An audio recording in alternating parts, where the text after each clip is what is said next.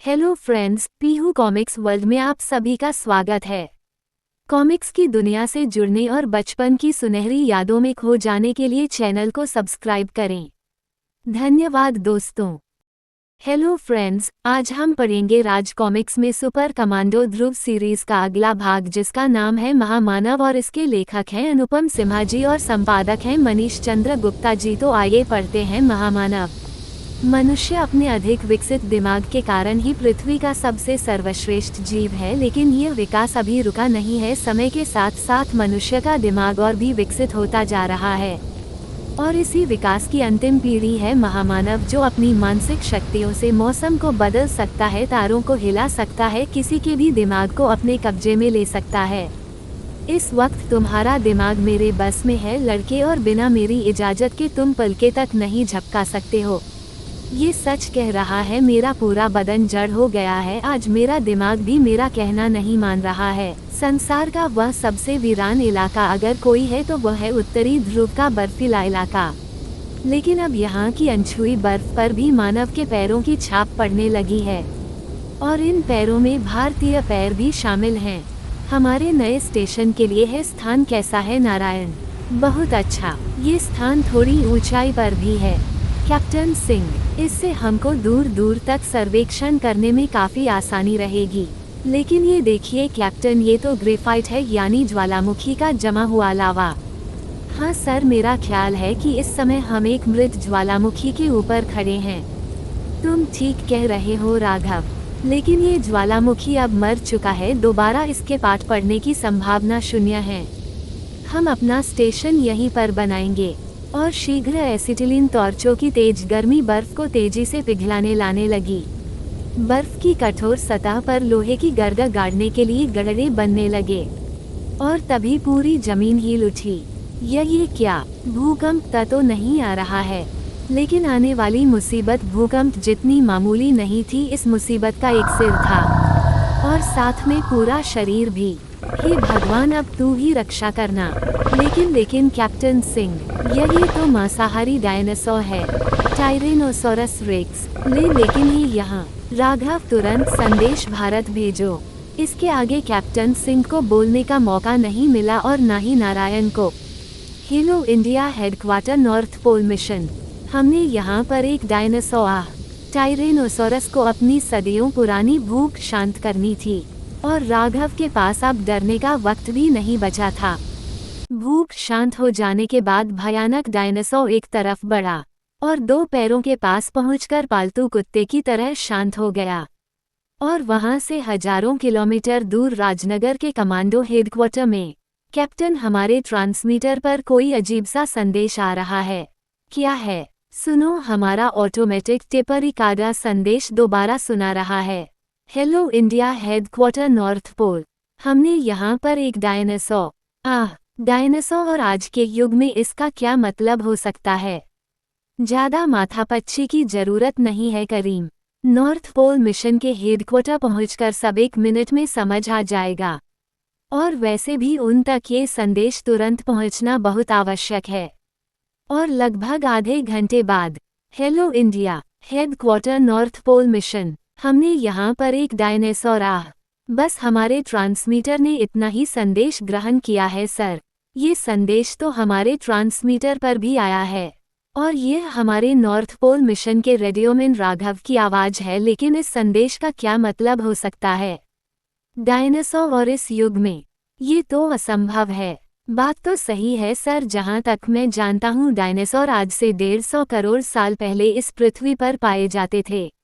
हाँ, और भी सारे के सारे अचानक ही खत्म हो गए।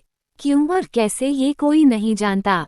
इस संदेश से ये भी साफ है कि हमारा पूरा अभियान दल किसी भयानक विपत्ति में घिरा हुआ है। उनको तुरंत मदद पहुंचाना बहुत जरूरी है, और किसी भी सहायता दल को तैयार करने में वक्त लगेगा।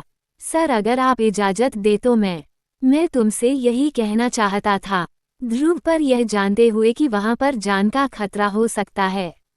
तुम जाने को तैयार हो? सर, मैं सिर्फ उन जगहों पर ही जाना पसंद करता हूँ जहाँ पर जान का खतरा हो, और किसी जगह पर मेरा क्या काम। मैं जानता हूँ ध्रुव कि अगर कोई यह काम कर सकता है तो वह तुम हो। मेरे साथ आओ। मैं तुम्हारे लिए तुरंत एक रिलीफ प्लेन का इंतजाम करता हूँ और शीघ्र ध्रुव अपने फर्ज को निभाने के लिए पृथ्वी के उत्तरी ध्रुव की ओर बढ़ चला, जहाँ पर दूर दूर तक बर्फ के ठंडे सन्नाटे के अलावा और कुछ नहीं दिख रहा था। डायरेक्टर साहब के अनुसार तो अभियान दल को यहीं कहीं होना चाहिए। हाँ, वह रहे उनके उपकरण। मुझे भी प्लान को यही उतारना चाहिए, लेकिन ध्रुव को प्लेन उतारने की मेहनत नहीं करनी पड़ी। ये क्या? मुझे तो अपनी आंखों पर यकीन नहीं हो रहा है। ध्रुव ने बड़ी मुश्किल से रिलीज प्लेन को डायनासोर के बढ़ते जबड़े से बचाया, लेकिन डायनासोर की पूंछ पर उसका ध्यान नहीं था। हवाई जहाज के पीछे एक जबरदस्त टक्कर लगी। हवाई जहाज कुछ क्षणों के लिए ध्रुव के नियंत्रण से बाहर हो गया, लेकिन उसने शीघ्र प्लान पर काबू पा लिया। इस पर तो पिस्तौल की गोलियों का भी कोई असर नहीं होगा। मैं इस दुर्लभ जीव को खत्म करना तो नहीं चाहता, लेकिन बिना इसको खत्म किया मैं अभियान दल की तलाश करने के लिए उतर भी तो नहीं सकता। ध्रुव ने रिलीफ प्लेन का रुख सीधे डायनासोर की तरफ मोड़ दिया। रिलीफ प्लेन तेजी से डायनासोर की ओर बढ़ा और इस क्षण ध्रुव प्लेन से बाहर कूद पड़ा, लेकिन न जाने कैसे डायनासोर तक पहुंचने से पहले ही प्लान के टुकड़े टुकड़े हो गए। अब ध्रुव के सामने साक्षात मौत खड़ी थी और उससे बचने का शायद कोई रास्ता भी नहीं था, लेकिन ध्रुव ने बड़ी मुश्किल से अपने होशोहवास कायम रखे। अब मुझको सिर्फ लोहे का ये रस्सा ही बचा सकता है, जिसका प्रयोग शायद यहाँ पर स्टेशन बनाने में किया जाने वाला था, लेकिन अब यह मेरी जान बचाने में काम आएगा। ध्रुव की शक्तिशाली बाहों में लोहे के रिस्से को डायनासोर की गर्दन पर उछाल दिया और फिर रास्ते के दूसरे छोर को पकड़कर ध्रुव का बदन हवा में उजाला। उसका सकस में सधा हुआ शरीर फिरकी की तरह हवा में घूमने लगा और भयानक डायनासोर टायरेनोसोरस की गर्दन एक मजबूत शिकंजे में कसने लगी। उसका दम घटने लगा। आखिरकार उसके कांपते पैरों ने भी उसका साथ छोड़ दिया था और डायनासोर का विशाल शरीर एक कटे हुए वृक्ष की तरह बर्फ पर आ गिरा। लगता है कि यह बेहोश हो गया। मेरी योजना सफल रही। इससे पहले कि यह बदसूरत होश में आए, मुझे इसको बांध देना चाहिए। और तभी, शाबाश मानव, आज तुमने मुझे वह दृश्य दिखाया जो मैं कभी सोच भी नहीं सकता था। यह क्या ऐसा लगता है कि मानो कोई मेरे दिमाग के अंदर से बोल रहा हो। तुमको ठीक महसूस हो रहा है मानव? तुम इसको टेलीपैथी या मानसिक संपर्क रहते हो। अपने पीछे मुड़कर देखो। ध्रुव मुंडा और वह आश्चर्य से जड़ रह गया। तुम कौन हो? आप बोलो। मानव, अपने से बड़ों की इज्जत करना सीखो, खास तौर से उसकी जो तुमसे लगभग 200 करोड़ साल बड़ा है। 200 करोड़ साल? आश्चर्य मत करो, मैं मनुष्य का भविष्य हूँ। मनुष्य आज से करोड़ों साल बाद मुझ जैसा ही दिखेगा। लेकिन तुम, मेरा मतलब आप यहाँ कैसे आए, यानी आप समझना। हाँ, लेकिन मैं तो यहाँ पर हमेशा से था। आए तो तुम मानव हो। वैसे मेरे जन्म की बात बहुत पुरानी है, अब तो ठीक से याद भी नहीं है, लेकिन इतना याद है कि उस वक्त पृथ्वी पर जीवन की शुरुआत हुई ही थी। सारे महाद्वीप एक साथ जुड़े हुए थे, यानी कि सारी जमीन एक ही स्थान पर थी। सूर्य उस वक्त आज की तुलना में दोगुनी तेजी से चमकता था। पृथ्वी पर वायुमंडल भी बहुत पतला था। इसी कारण सूर्य की जीवनदायिनी किरणें पृथ्वी तक पूरी तरह से पहुंचती थी। सूर्य की इन रहस्यमयी जीवनदायिनी किरणों के कारण पृथ्वी पर जीवन बहुत तेजी से शुरू हुआ। मैंने अपना जीवन एक अकेली कोशिका से शुरू किया था, जो न जाने कैसे उत्तरी ध्रुव तक पहुंच गई थी। सूर्य की किरणों से हर दिन मुझ में इतना परिवर्तन हो जाता था, जितना आज शायद 1,00,000 वर्षों में भी ना होता। न जाने कितने चरणों से गुजर कर मैं आखिरकार मानव रूप में पहुंचा। लेकिन मेरा विकास यही समाप्त नहीं हुआ। मेरा मस्तिष्क विकसित होता ही चला गया और आखिरकार मुझमें इतनी मानसिक शक्तियां विकसित हो गई कि मैं यहाँ पर बैठे बैठे एक सितारे को भी मानसिक तरंगों से नष्ट कर सकता था। लेकिन क्योंकि मेरा विकास बर्फीले प्रदेश में हो रहा था, इसलिए मुझे जरा सी भी गर्मी बर्दाश्त नहीं होती थी। गर्मी मेरे दिमाग पर बेहोशी का असर कर देती है, इसलिए मुझे पृथ्वी के गर्म प्रदेशों में विकसित हो रहे प्राणियों के बारे में कोई जानकारी नहीं थी। दरअसल जब मेरा विकास ध्रुव प्रदेश में हो रहा था, उस वक्त सूर्य की किरणें गर्म प्रदेशों में भीमकाय जानवर पैदा कर रही थी। वह जानवर जिनको तुम डायनासोर रहते हो। और जब तक मुझे इस बात का ज्ञान होता, ये जीव पूरी पृथ्वी पर छा चुके थे। यह मुझसे बर्दाश्त नहीं हुआ कि उनके जैसे कीड़े पृथ्वी पर पनपे, क्योंकि पृथ्वी मेरा घर थी। और अपनी जैसी प्रजाति को विकसित करने के लिए मुझे पूरी पृथ्वी की जरूरत थी। इसलिए मैंने डायनासोरों को पृथ्वी से खत्म करने की ठानी। ये काम मेरे लिए मामूली सा था, क्योंकि सारे डायनासोर गर्म प्रदेश के प्राणी थे, इसलिए उनसे ठंड सहन नहीं होती थी। ये सोचकर मैं अपनी मानसिक तरंगों की मदद से पूरी पृथ्वी को बर्फ से ढकने की योजना बनाई। मैंने अपनी मानसिक तरंगों को केंद्रित किया और पूरी पृथ्वी धीरे धीरे बर्फ से ढकने लगी। डायनासोर बिलबिल कर इधर उधर भागने लगे, लेकिन वे जहां पर भी जाते उनको बर्फ ही बर्फ मिलती। वो सब कीड़ों की तरह एक एक करके मरने लगे और आखिरकार पृथ्वी साफ हो गई। मैं जानता हूँ इस युग को हम लोग हिम युग या आइस एज कहते हैं। तभी एक दिन मुझको एक बर्फ में दगा एक गोला दिखाई पड़ा। मुझ में ये जानने की उत्सुकता हुई कि यह क्या है। मैंने उसे उठा लिया, लेकिन फिर क्या हुआ, और यही मुझसे गलती हो गई है। गोला वास्तव में एक डायनासोर का अंडा था, जो न जाने कैसे जिंदा बच गया था और भटकते भटकते उत्तरी ध्रुव तक आ पहुंचा था। वह मुझको अंडा उठाते देखकर मुझ पर तेजी से लपका, और इससे पहले कि मैं अपनी मानसिक शक्तियों को केंद्रित कर पाता मुझे एक जोरदार टक्कर लगी। मेरा सर चक्कर खाने लगा, इसलिए मैं मानसिक तरंगों को हमले के लिए फोकस नहीं कर पाया और अपने बचाव में भागा और घबराहट में एक बड़े से गड्ढे में आ गिरा। बदकिस्मती से वह गड्ढा एक ज्वालामुखी का मुहाना था। मुझ पर सर की चोट और तीव्र गर्मी के कारण बेहोशी छाने लगी, लेकिन बेहोश होते भी मैंने अपने आप को मानसिक तरंगों के गले में ढाक लिया। इस पूरी घटना के दौरान यह अंडा मेरे हाथ में ही था और फिर मैं करोड़ों साल के लिए सो गया।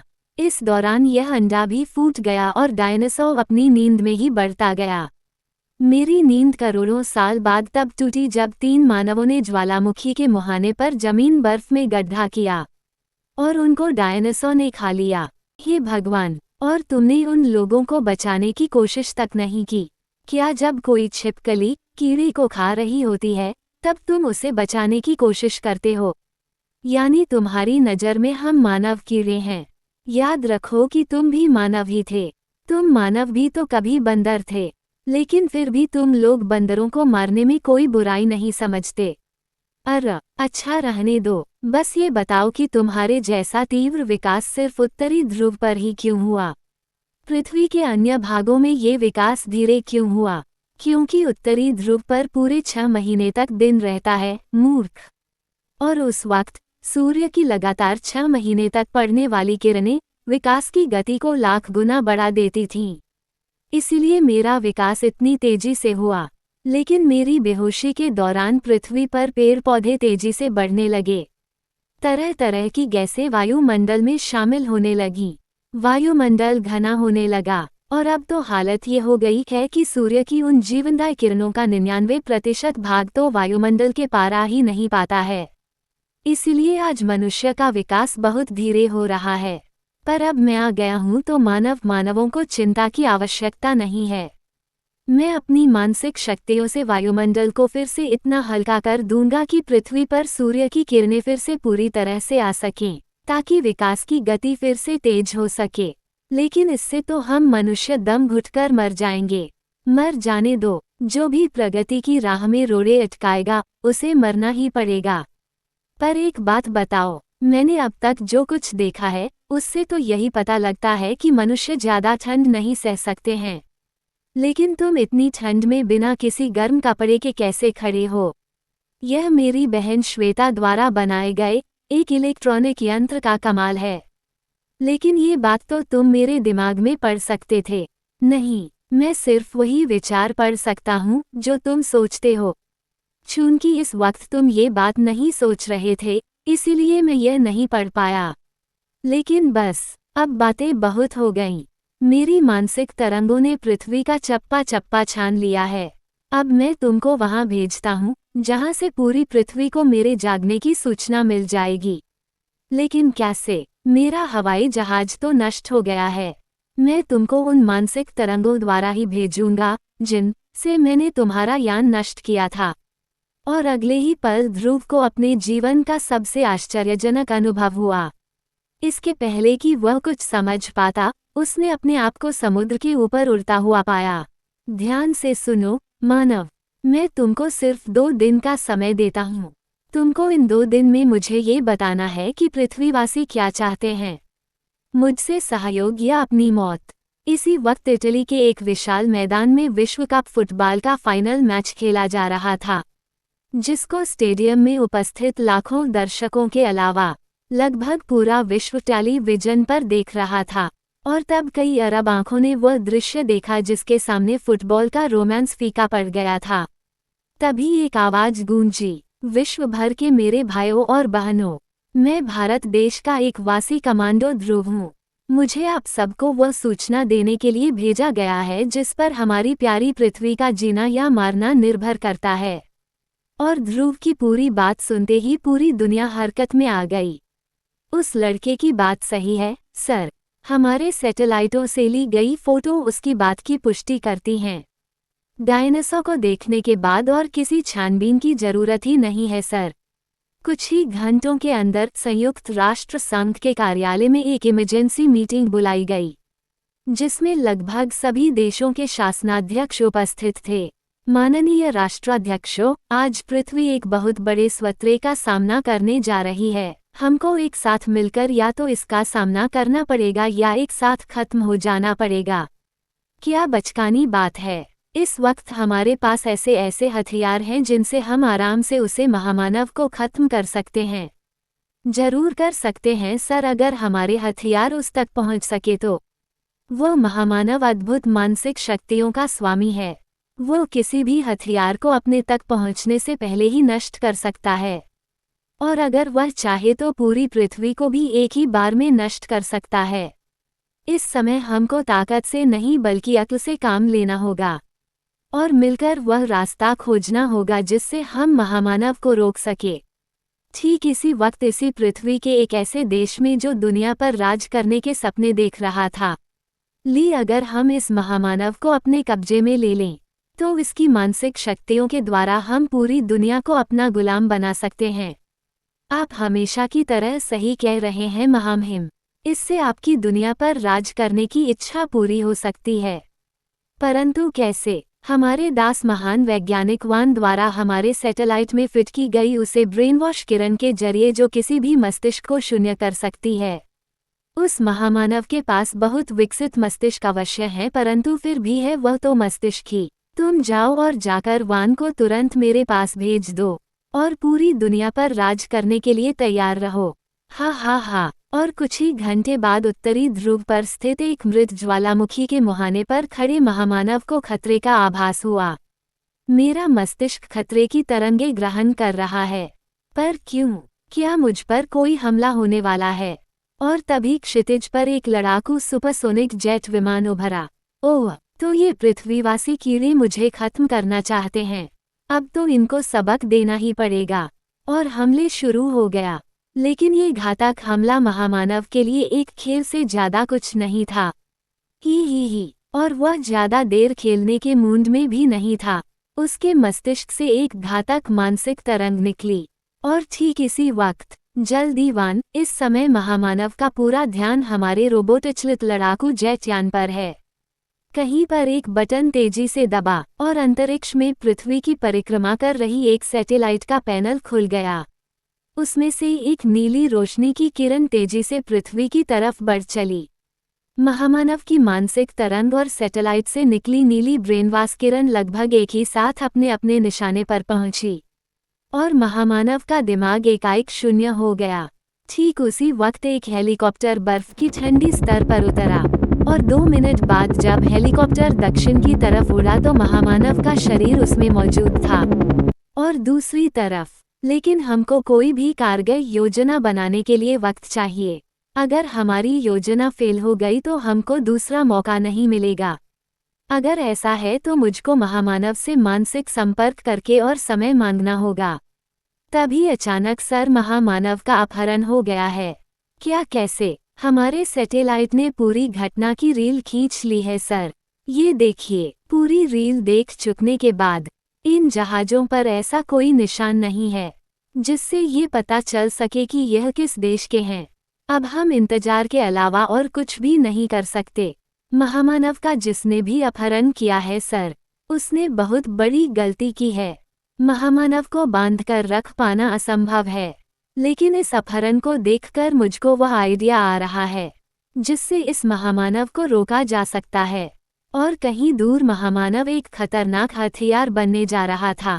ये होश में तो नहीं आ जाएगा वान। नहीं महामहिम, हमने इसको ब्रेनवॉश किरण की जो मात्रा दी है उससे तो एक पूरे शहर को जिंदगी भर के लिए ब्रेन वॉश किया जा सकता है।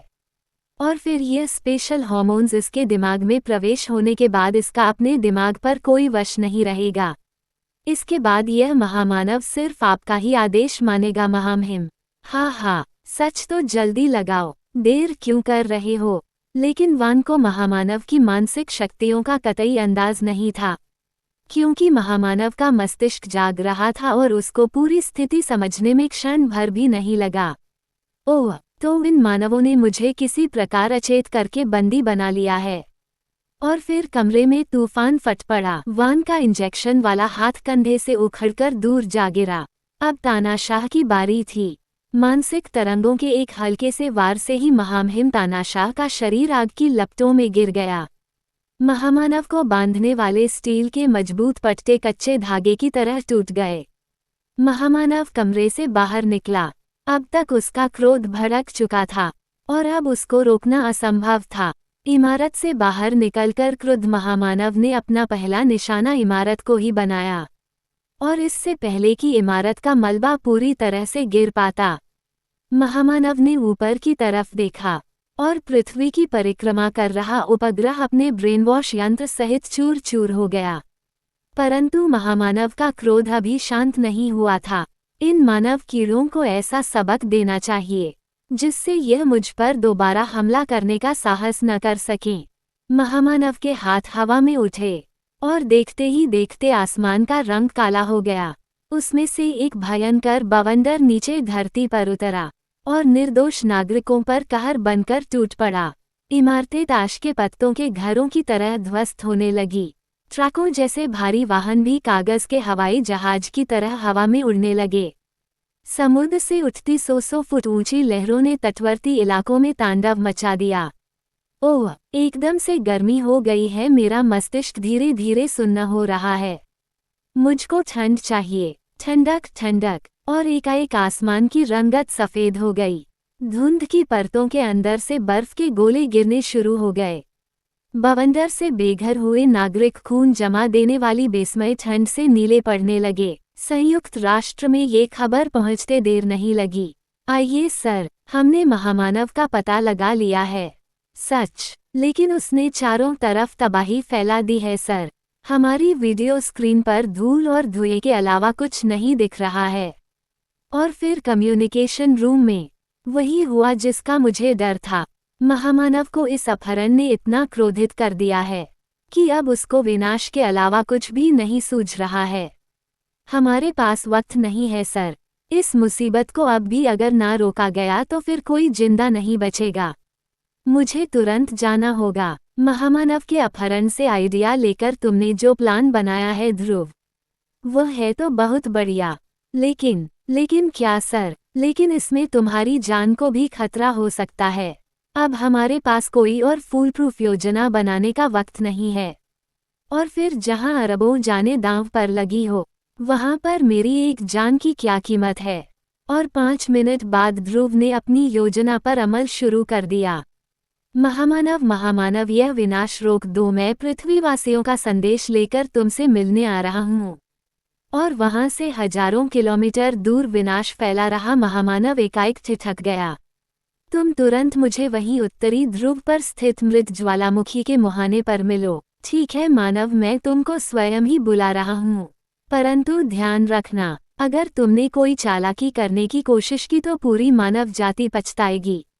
और अगले ही पल एक रोशनी के घेरे ने ध्रुव को हवा में उठा लिया। बेस्ट ऑफ लक ध्रुव। हम लोग यहाँ पर एकदम तैयार हैं। ध्रुव का शरीर तेजी से उत्तरी ध्रुव की तरफ बढ़ने लगा।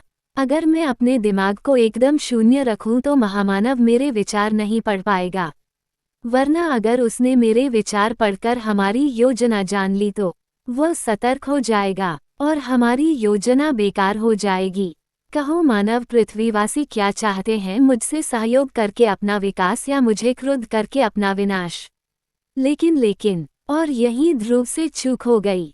लेकिन मैं तुम्हारा दिमाग नहीं पढ़ पा रहा हूँ, क्योंकि तुम्हारा दिमाग एकदम विचार शून्य है। पर क्यों? क्या तुम मुझसे कुछ छिपाना चाहते हो? ध्रुव समझ गया कि गड़बड़ होने वाली है। वह आगे लपका, लेकिन महामानव सतर्क था। अगले ही क्षण ध्रुव का पूरा बदन जड़ हो गया। हा, इस वक्त तुम्हारा दिमाग और शरीर मेरे कब्जे में है बच्चे। अगर मैं चाहूँ तो तुम्हारे मस्तिष्क को नष्ट करके तुमको एक पल में नष्ट कर सकता हूँ। लेकिन मैं चाहता हूँ कि तुम मानवों को अपनी योजना के कारण अपनी आंखों से मरते देखो। और अब मैं ये देखना चाहता हूँ कि तुमने मुझे मारने के लिए क्या योजना बनाई है। और दूसरी तरफ सारा काम ध्रुव की योजना के अनुसार ही हो रहा था। समय हो गया है, जर्नल मिसाइल छोड़ो। एक बटन दबा और अलग अलग सैनिक अड्डों से 4 न्यूक्लियर मिसाइलें उत्तरी ध्रुव की तरफ बढ़ने लगी। महामानव को तुरंत ही इस आने वाले खतरे का आभास हो गया है। तो तुम्हारी योजना मुझे मिसाइलों से खत्म करने की थी, क्यों? अब तुम मेरी योजना देखो। महामानव के सोचने भर की देर थी और मिसाइलों को कंट्रोल कर रहे जनरल का दिमाग शून्य हो गया। हालांकि यह कोई नहीं जान पाया। हा, एक काम पूरा हुआ। अब मिसाइलों की बारी है। उत्तरी ध्रुव की तरफ बढ़ती मिसाइलों से मानसिक तरंगों के 4 वार टकराए और मिसाइलों के रुख कर अलग अलग दिशाओं में मुड़ गए। अब यह मिसाइलें मानवों की बस्ती में वह तबाही मचाएंगी जिससे तुम सब हमेशा याद रखोगे। लेकिन महामानव को ध्रुव की जबरदस्त इच्छाशक्ति का आभास नहीं था, क्योंकि ध्रुव के दिमाग का एक भाग अभी भी ध्रुव के अपने वंश में था। मुझे तुरंत ही कुछ करना होगा, वरना सब कुछ खत्म हो जाएगा।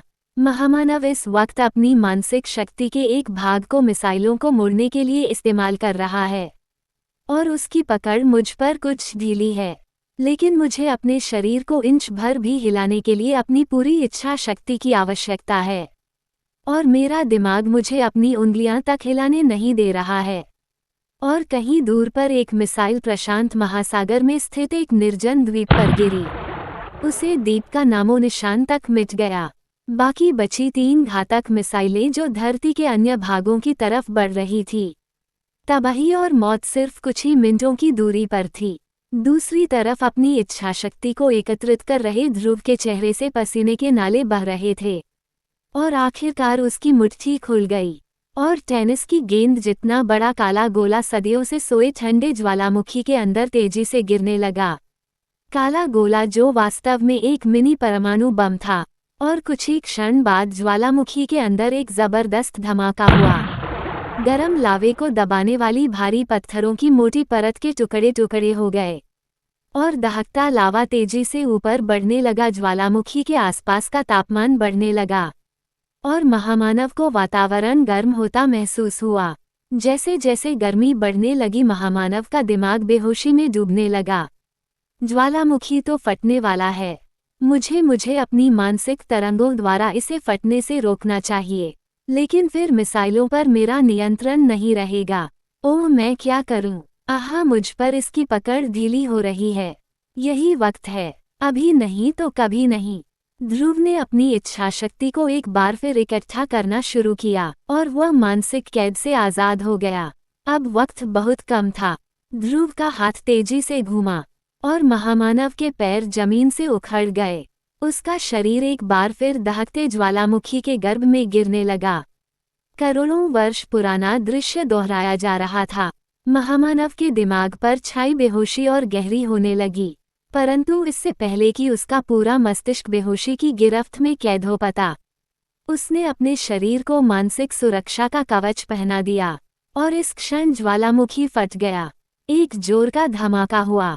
पृथ्वी के गर्भ से हजारों टन पत्थर और राख आकाश को छूने लपके और महामानव का बेहोश मगर सुरक्षित शरीर 1000 टन भारी पत्थरों के नीचे दब गया। परंतु ऊपर ध्रुव ने मानव जाति को तो बचा लिया था, परंतु उसका स्वयं बच पाना मुश्किल था। कहीं और मिसाइलें अब अपने निशाने से कुछ ही क्षण दूर थी कि तभी मिसाइलों के कंट्रोल पैनल पर बैठे जनरल का दिमाग महामानव की मानसिक कैद आज़ाद हो गया। जनरल, ये तुम क्या कर रहे हो? हमारी 3 मिसाइलें लंदन, मास्को और दिल्ली की तरफ बढ़ रही है। सॉरी सर, मेरा दिमाग मेरे वंश में नहीं था। मैं तुरंत मिसाइलों को अंतरिक्ष की तरफ मोड़ देता हूँ। महानगरों की गगनचुंबी इमारतों को लगभग छूती हुई घातक मिसाइलें अंतरिक्ष की तरफ मुड़ गई और अंतरिक्ष में पल भर के लिए 3 सूर्य चमके। अब पृथ्वी सुरक्षित थी, लेकिन ध्रुव नहीं। उत्तरी ध्रुव पर दहकता लावा बर्फ को भाप में बदलता हुआ ध्रुव की तरफ बढ़ रहा था। बर्फ की मोटी सतह पतली होती जा रही थी और आखिरकार ध्रुव के पैरों के नीचे की बर्फ की सतह ने जवाब दे दिया। ओह, मुझे इसी बात का डर था। इतने ठंडे पानी में तो मेरा इलेक्ट्रॉनिक यंत्र भी मेरे शरीर को गर्म नहीं रख पाएगा। मेरे हाथ पैर तो अभी से सुन्न हो रहे हैं। खून का दौरा भी रुकता सा महसूस हो रहा है। पर मैं यहाँ से बाहर भी तो नहीं निकल सकता, क्योंकि गर्म लावा चारों तरफ से मेरी ओर आ रहा है और थोड़ी देर में मेरे दिल की धड़कनें भी बंद हो जाएगी। लगता है कि आज मेरा अंत आ ही गया, लेकिन किस्मत भी बहादुरों का ही साथ देती है। कर्नल, वह रहा ध्रुव। वह ठंडे पानी में गिरा हुआ है। Oh my God! तुरंत रस्सी को नीचे लटकाओ। अपनी आधी चेतना में ध्रुव को महसूस हुआ कि 2 हाथ उसको सर्द पानी से बाहर निकाल रहे हैं और 5 मिनट बाद गर्म कंबल में लिपटा ध्रुव गर्मा गर्म कॉफी की चुस्की ले रहा था। मैंने कई लड़ाइयाँ लड़ी है, लेकिन तुम्हारे जैसा जानबाज कभी नहीं देखा। मैं तुमको सैल्यूट करता हूँ। आप तो मुझे शर्मिंदा कर रहे हैं सर। मुझे पूरा यकीन है कि अगर मेरी जगह आप होते तो आपने भी ऐसा ही किया होता। और फिर बधाई हो ध्रुव, तुम्हारा प्लान 100% कामयाब रहा। 100% तो नहीं सर, क्योंकि मेरा प्लान था कि महामानव का दिमाग मिसाइलों में उलझा रहेगा और इस बीच मैं अपना काम कर लूँगा। लेकिन महामानव खून की सतर्क था, इसलिए वह मेरा प्लान काफ़ी हद तक समझ गया था, पर पूरा प्लान नहीं, क्योंकि सौभाग्यवंश वह अंत तक यही समझता रहा कि हम उसको मिसाइलों से ही खत्म करना चाहते हैं और यही वह मात खा गया। वैसे उस डायनासोर के क्या हाल है? हमें दुख है कि हम उसे बचा नहीं सके, लेकिन उस डायनासोर के लिए अमेरिकी सरकार ने एक नया म्यूजियम बनाने का फैसला किया है, जिसका नाम होगा ध्रुव म्यूजियम। एक ऐसे हीरो के नाम पर जिसने महामानव को खत्म करके पूरी मानव जाति को नष्ट होने से बचाया है। यहाँ पर आप शायद गलत कह रहे हैं सर, क्योंकि मुझे पूरा यकीन है कि महामानव अभी भी जिंदा है और यह अंक यहीं समाप्त होता है। धन्यवाद दोस्तों।